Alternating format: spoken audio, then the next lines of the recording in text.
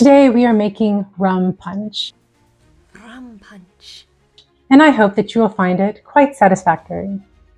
What do you think of when you think of punch?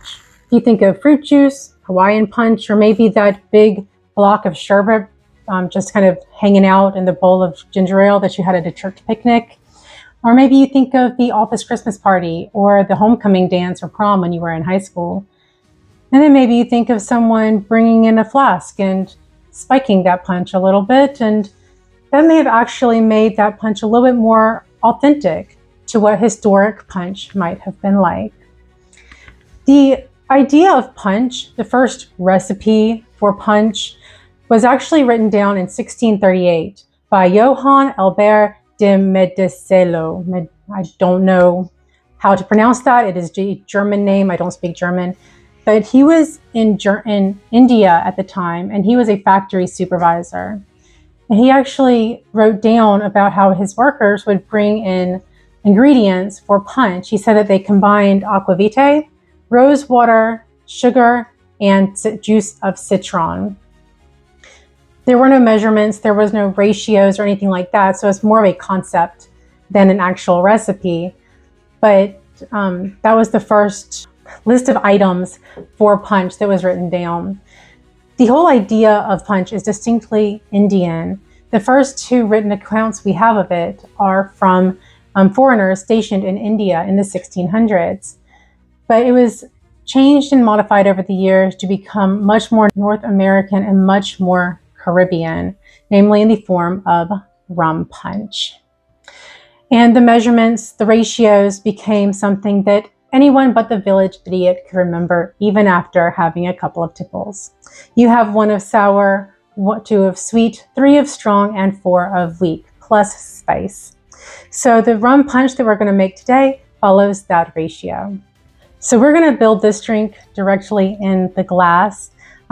They would, of course, have used punch bowls, and everyone would have gathered around the punch bowl and had their cups and just dipped out their bit. But we want to make one drink. We're not having a party. And so I'm just going to build this, directly into the glass. We're going to start with 1/2 ounce of lime juice, fresh squeezed naturally. Limes would have been very normal for Caribbean sailors to have, very normal for the Caribbean landowners to have access to when they were having parties. So very easy access and pretty cheap back in the day. So easy to use. So that's our 1 part of sour. Now we have 2 parts of sweet. That is a full ounce of simple syrup. I have Demerara simple syrup.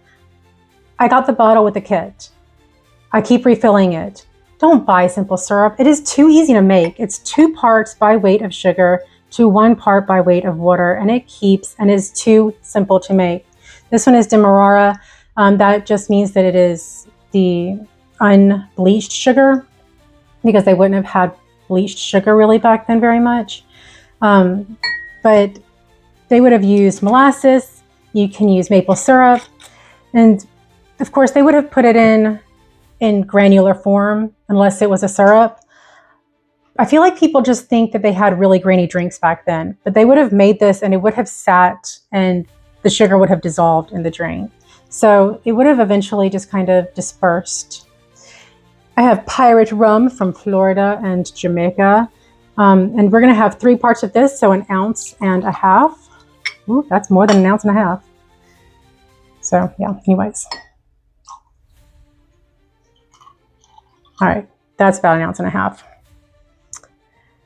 So that's 1 part lime, 2 parts syrup, 3 parts rum, and 4 parts tea, which I already have measured out here. This is 2 ounces of just plain ordinary tea. You can use whatever you like. You can use spiced tea. You can use water.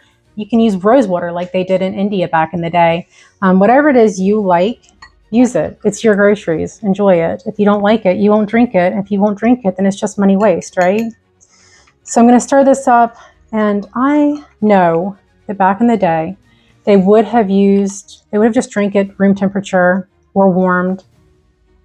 I'm a 21st century girl, so I'm going to try it room temperature, but then I'm going to destroy it, I guess, by putting ice in it. So Let's taste it. That's really good. It's sweet, very sweet. The rum, of course, is made from molasses, so it's already a sweeter spirit. And then you add simple syrup to it, and it is very sweet. A bit too sweet for my taste, actually. I'm going to go ahead and put some ice in there, which is mostly melted. But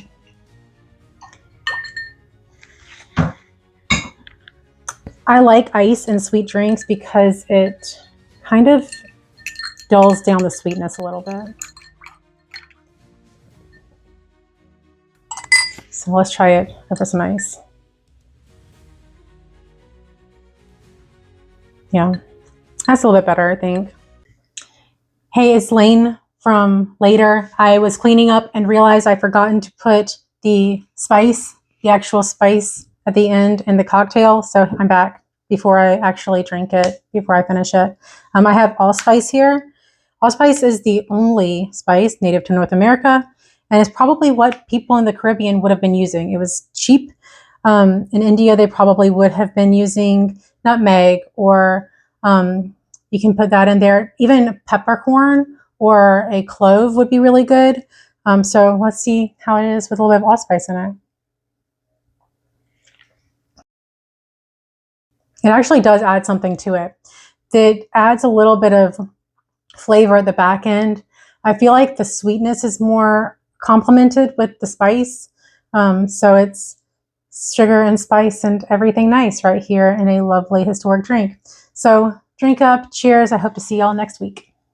So yeah, that is Rum Punch. If you like this video, if you've gotten this far in it, I deeply appreciate it. And I would love it if you would like, comment, subscribe to future videos, and feel free to tell me what you like in the comments. What drink would you like to see made next? And I will see you next week.